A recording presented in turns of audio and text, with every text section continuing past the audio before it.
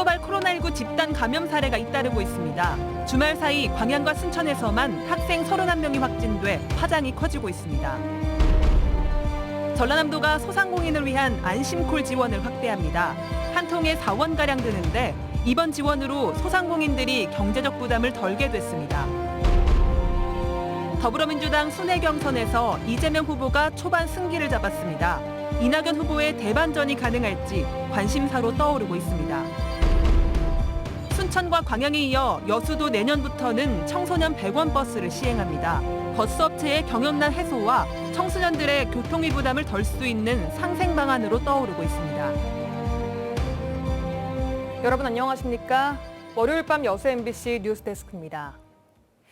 지난 주말 사이 순천과 광양 지역의 학교를 중심으로 30명이 넘는 학생들이 코로나19에 무더기로 확진됐습니다.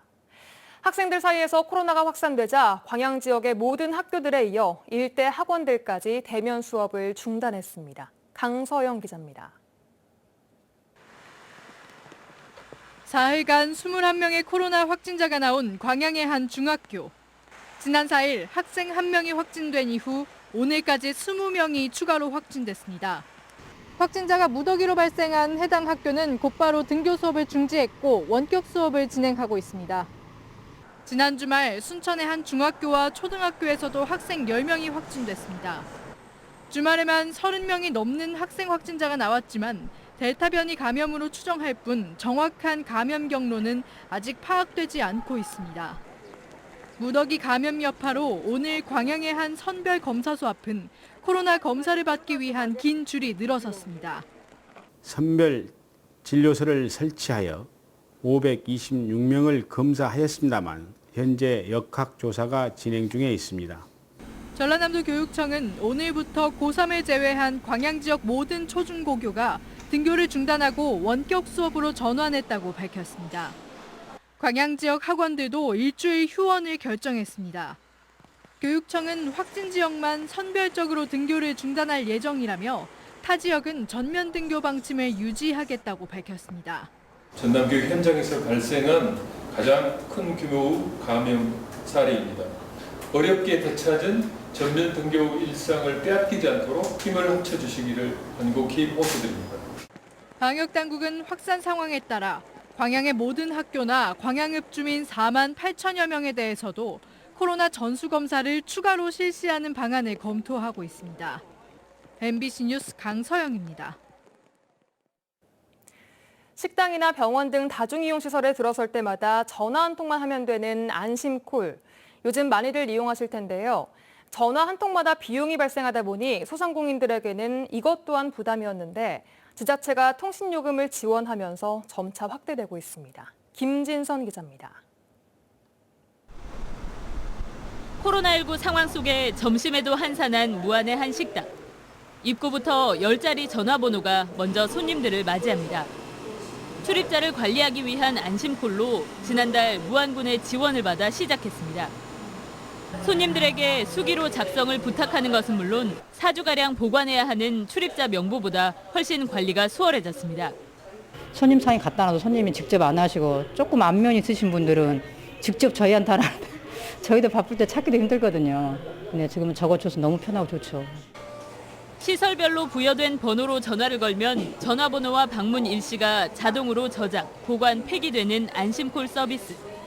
한 통에 4원가량으로 코로나19로 매출이 급감한 소상공인들에게는 이마저도 부담이 적지 않았습니다. 무안군 등 일부 시군이 제한적으로 지원을 해왔지만 전라남도가 이달부터 통신요금을 일부 지원하기로 하면서 전 시군으로 확대됐습니다. 불확실한 정보기재나 개인정보 유출을 막고 확진자 방문 시 역학조사도 빨라질 것으로 기대됩니다. 코로나 확진자 발생 시에 신속 정확한 역학조사를 할 수 있기 때문에 코로나 확산 방지에도 기여할 수 있겠습니다. 전라남도는 올해 10억 원가량이 소요될 것으로 보고 내년에도 예산을 편성해 코로나19 종료 시까지 소상공인 통신요금을 계속 지원하겠다고 밝혔습니다. MBC 뉴스 김진선입니다.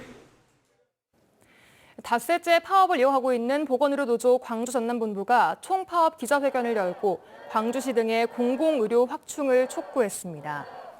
보건의료 노조 광주 전남본부는 오늘 기자회견을 열고 의료 서비스의 질적 하락과 부서별 차별 등 위탁 운영으로 인한 폐단이 심각하다며 제1, 2 시립요양병원 등 병원을 직영으로 전환하라고 광주시에 요구했습니다.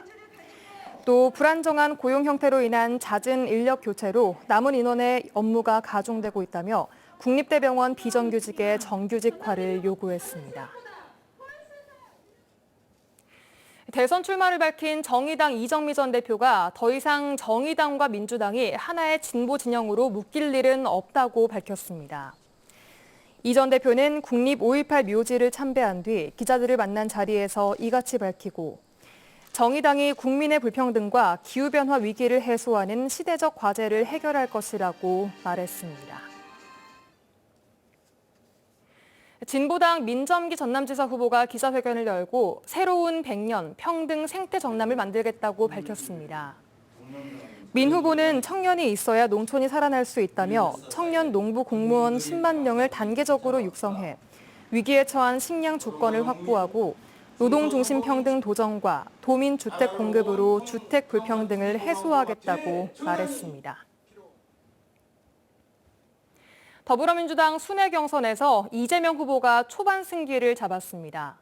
이낙연 후보로서는 대반전을 기대해야 하는 상황인데요. 반전 드라마는 가능할지 전망해봤습니다. 윤근수 기자입니다. 모든 여러분들께 캐스팅 보트를 쥐고 있다는 충청권에서 민주당원들의 선택은 이재명이었습니다. 예상치보다 높은 지지율이어서 감사하다는 말씀 먼저 드립니다. 조직력에 기대를 걸었던 이낙연 후보로서는 전략 수정이 불가피해졌습니다. 메시지를 어떻게 할 것인가, 정책을 어떻게 할 것인가 검토를 해야죠. 이재명 후보의 압도적인 승리를 놓고는 친문 세력이 지지한 결과라는 해석이 있는가 하면 정반대의 해석도 있습니다. 분명하게 드러난 것은 의외로 친문 세력이라고 하는 존재가 당 내의 기반이 이렇게 크지 않았다. 그러니까 소리를 하도 크게 내니까 강성 당원들이 과다대표됐던 것이 사실이었던 거고. 다음 관심은 오는 12일로 예정된 1차 슈퍼위크. 국민선거인단 64만 명의 표심이 드러나는 1차 슈퍼위크에서도 지금의 추세가 계속될지 아니면 격차가 좁혀질지 여부입니다. 그 전까지 뭔가 반전을 이룰 만한 포인트가 그렇게 많아 보이지는 않습니다. 다만 격차를 좀 좁힐 수 있느냐의 문제인데 만약 여기에서도 이낙연 후보가 격차를 좁히지 못한다면 추석 연휴 직후에 치러지는 호남 순회 경선에서 판도가 굳어질 가능성이 높아집니다. MBC 뉴스 윤문수입니다. 어젯밤 11시 20분쯤 고흥군 고흥읍의 한 여관에서 불이 났습니다.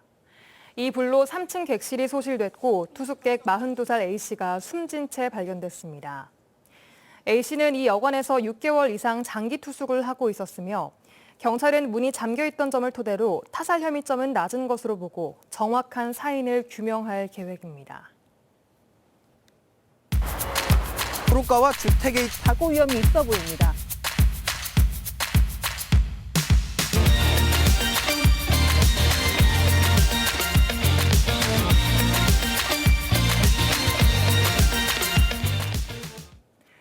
최근 전국적으로 대중교통 무상복지가 확산되면서 청소년 100원 버스를 도입하는 시군이 늘고 있습니다. 전남 동부 지역도 이를 먼저 시행한 광양시와 순천시에서 큰 호응을 얻고 있는 가운데 여수시도 내년부터 청소년 100원 버스를 도입하기로 하고 관련 예산 확보에 나섰습니다. 최우식 기자가 보도합니다. 신안군이 지난 2013년 학생과 어르신 무료 버스를 도입한 이후 버스와 택시, 여객선 등 지역 내 대중교통을 중심으로 전국에서 무상교통복지가 확산되고 있습니다. 여수시도 지난 2018년 초등학생 100원 버스를 도입한 데 이어 내년부터 청소년 100원 버스를 시행하기로 결정했습니다.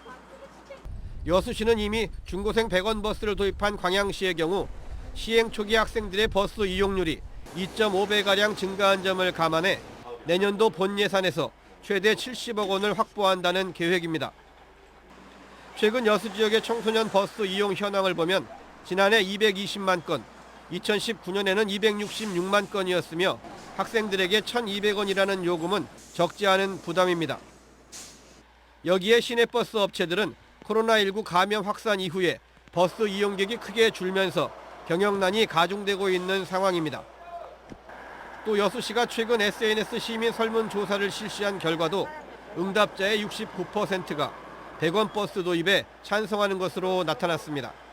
교통비 부담 절감을 통해서 가게 경제를 좀 지원해주고 청소년 100원 버스를 하게 되면 한 60억 정도 좀 소요가 될 것으로 예상을 하고 있습니다. 2년 전부터 청소년 100원 버스 도입을 제안해온 지역 시민단체도 늦었지만 환영한다는 입장을 내놨습니다. 특히 대중교통수단의 공용화를 통해 시민들의 기본권인 이동권을 좀 더 보장하고 다양한 보편 복지에 대한 선제적인 대응도 강조했습니다.